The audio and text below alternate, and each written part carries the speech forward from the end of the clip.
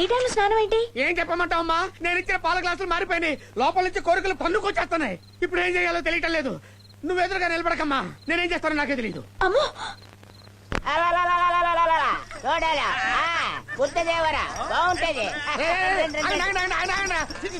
కంపు వెదలారా, కుళ్ళు వెదలారా, ఎక్కడికి రా?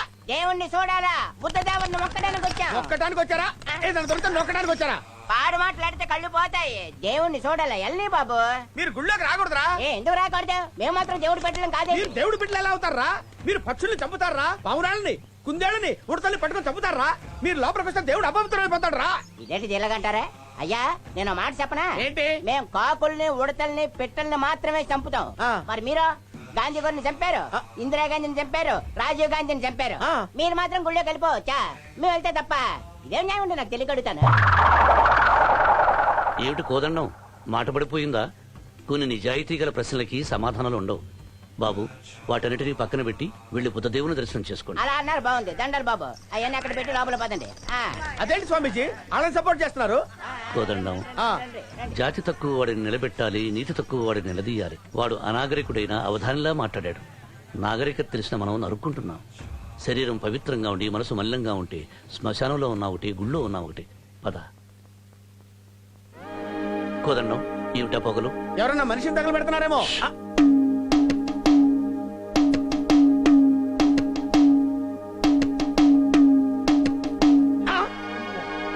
స్వామి, ఏమిటి నాయనా? తమరు సాధువులు కదా, సన్యాసం పుచ్చుకున్నాక కూడా గంజాయి పీకుతున్నారే, తప్పు కదూ? తప్పు కాదు నాయనా. భగవంతుడు పంచభూతాల్ని సృష్టించాడు. అలాగే జామ చెట్టు, వేప చెట్టు, బత్తాయి చెట్టు, నిమ్మకాయ చెట్టుతో పాటు గంజాయి మొక్కను కూడా సృష్టించి పొగ పీల్చి ఆనందించమన్నాడు. అంటే గంజాయి గంగాధరుడి ప్రసాదమా స్వామి? అవును నాయనా, నేను గంజాయి తాగుతూ ఇక్కడి నుంచే శివుడితో మాట్లాడతాను. ఈ గంజాయి నీకు పరమేశ్వరుడికి ఇంటర్నెట్ కనెక్షన్ లాంటిదా? బాగా చెప్పావు బాబు. మీకు ఇంకో విషయం తెలుసా స్వామి? ఏమిటి నాయనా? పరమేశ్వరుడు గంజాయి మొక్కతో పాటు జామ చెట్టు, వేప చెట్టు, కొబ్బరి చెట్టు, మామిడి చెట్టు, గన్నీరు చెట్టును కూడా సృష్టించాడు. మీరు ఒక్కసారి గన్నీరు పప్పు తింటే ఇంటర్నెట్ లో ఈశ్వరుడితో మాట్లాడవే కాదు, డైరెక్ట్ గా కైలాసానికి వెళ్లి పార్వతిని పక్కకు నెట్టి ఈశ్వరుడితో ఇంటర్వ్యూ చేయొచ్చు. శిష్య, వెంటనే గన్నీరు పప్పు పట్రా. నమ పార్వతీ పతయ హర హర మహాదేవ శంభో శంకర. ఇద్దరు స్వాములు అవుట్.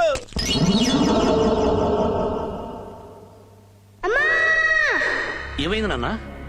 అమ్మ గుర్తుకొచ్చింది. విశాల్, అమ్మను మర్చిపోతామేమోనని అప్పుడప్పుడు అమ్మే మనకు గుర్తు చేస్తుంటుందిరా. దా దా పడుకుందాం.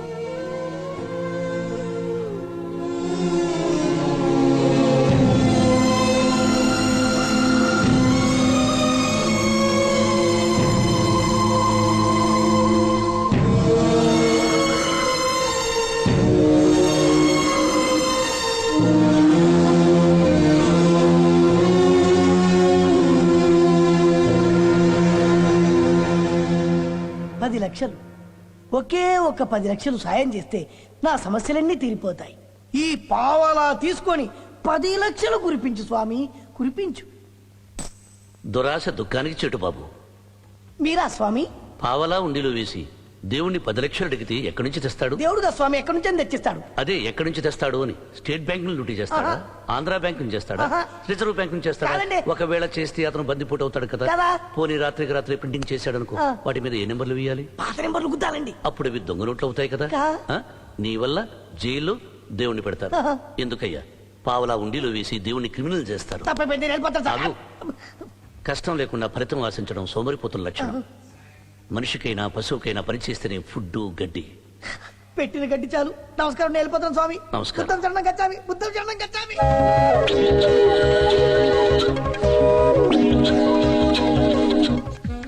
పెళ్లి చేసుకోవచ్చు, పెళ్లి చేసుకో. 2 చీట్లు ఒకటే రాష్ట్రం ఏంటి? మీ గురువుతో ఒక చీటీ తీస్తా.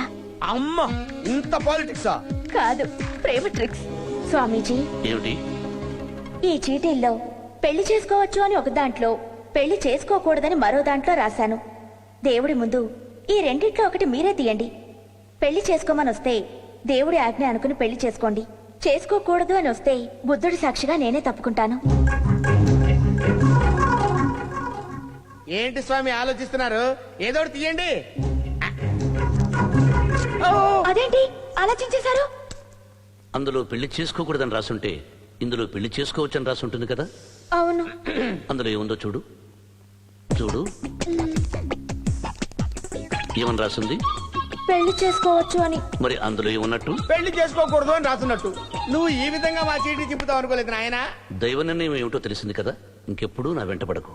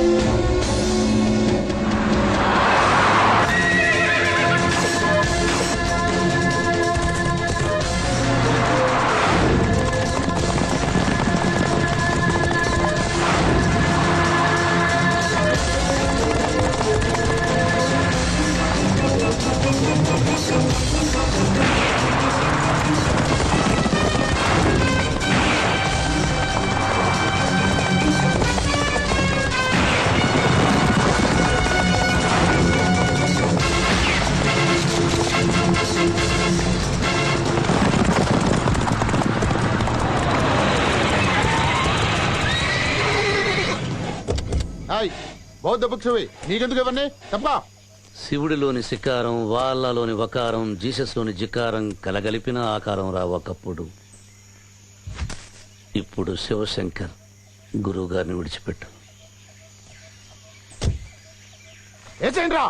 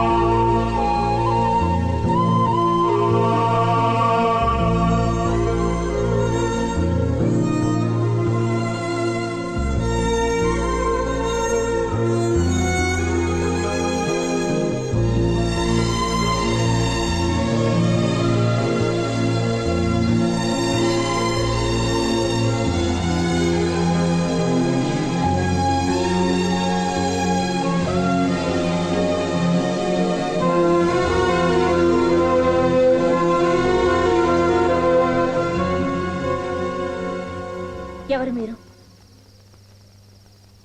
నువ్వు ఇష్టపడేవాణ్ణి. అది నాకు తెలుసు. నేను అడిగేది మీ గతం గురించి. మళ్ళీ రానిది, మనకి కలిగినది గతం. దాన్ని మర్చిపోవడమే మంచిది. లేదు, మిమ్మల్ని కావాలనుకునేదాన్ని కనుక మీ గతం నేను తెలుసుకోవాలి. మీరు చేసిన సాహసం చూస్తుంటే మీరు సామాన్యులు కాదని తెలుస్తోంది. సెక్యూరిటీ వాళ్ళు కూడా తెగించలేనంతగా ప్రాణాలకి తెగించి మీరు గురువుని కాపాడారంటే గతంలో ఖచ్చితంగా మామూలు మనిషి అయ్యుండరు. రక్తంలో ఆవేశం, ఊపిరిలో సాహసం, గుండెలో ధైర్యం ఉన్నవారే ఉండి తీరాలి. అజ్ఞాతవాసంలో అర్జునుడిలా బతుకుతున్న మీరెవరు? మీ చరిత్ర ఏమిటి చెప్పండి శివశంకర్జీ. నేను వద్దన్నా నా వెంటపడి నీకు ఏదో ఒక రోజు నా గతం చెప్పాలనుకున్నాను. విశాఖపట్నం, దాని చుట్టుపక్కల జిల్లాలకి మగుటం లేని మహారాజు శోభనాద్రి. రాజకీయ నాయకులు అతని అండదండలు కోరుకుంటారు. రౌడీలు గూండాలు అతనికి ఎదురుపడ్డానికి జంకుతారు. ప్రభుత్వ ఉద్యోగులు అతని జడిసి ముడుపులు చెల్లించుకుంటారు. Customs, municipal corporation, traffic, east Godavari, west Godavari. Rahim bhai, ఆ ఈస్ట్ వెస్ట్ శ్రీకాకుళం ఏంటి నాకేం అర్థం కావట్లే. అరే బాబ్జీ తెలియదా నీకు? వాళ్ళు లంచాలు తీసుకుంటారు, మన సార్కి షేర్ ఇస్తారు. మన సార్ పెద్దోడు, వాళ్ళు చిన్నోళ్ళు. శోభనాథుడి గారు, ఎలక్షన్లు అయిపోయాయి. హైకమాండ్ తో మాట్లాడి మంత్రి పదవి ఇప్పిస్తే. ఎలక్షన్, సెలక్షన్, కలెక్షన్, మీ రాజకీయ నాయకులు ఈ మూడింటి కోసం కుక్కల్లా ఎదురు చూస్తుంటారు. ముందు ఎలక్షన్, తర్వాత మంత్రి పదవికి సెలక్షన్.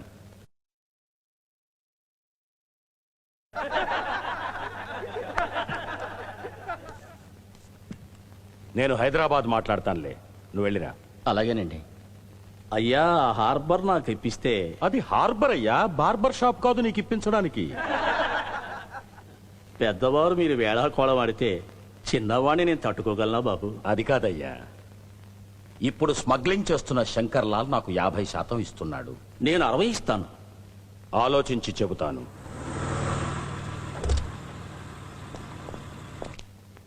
నమస్కారం శోభనాథుడి గారు. నమస్తే జడ్జి గారు, లోపలికెళ్ళి కూర్చోండి, నేను వస్తున్నాను.